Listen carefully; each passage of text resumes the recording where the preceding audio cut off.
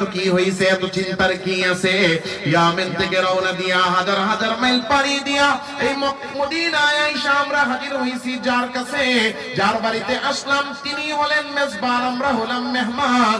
আর মেহমানের মেহমানদারি তো মেজবানের দায়িত্ব। তাইলে আমরা যার বাড়িতে যার কাছে আসছি তিনি তো আমাদের মেহমানদারি করবে।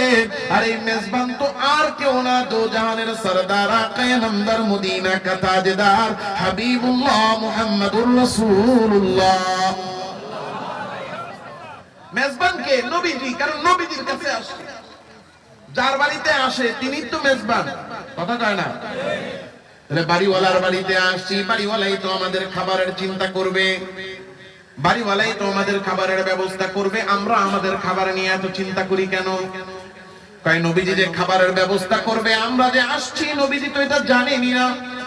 ইয়া রাসূলুল্লাহ, দুইজন সাহাবীরে পাঠায়া দেন, ও আমির সাহেব দুইজনরে নবীজির দরবারে পাঠায়া দেন। দুইজন সাহাবীকে ডাকিয়া বলা হলো, তোমরা যাও নবীজির দরবারে যাও, আমাদের আগমনের সংবাদ দাও, আর আমাদের খাবার দরকার এই কথাটাও নবীজি সাল্লাল্লাহু আলাইহি ওয়াসাল্লামকে জানায়া দাও।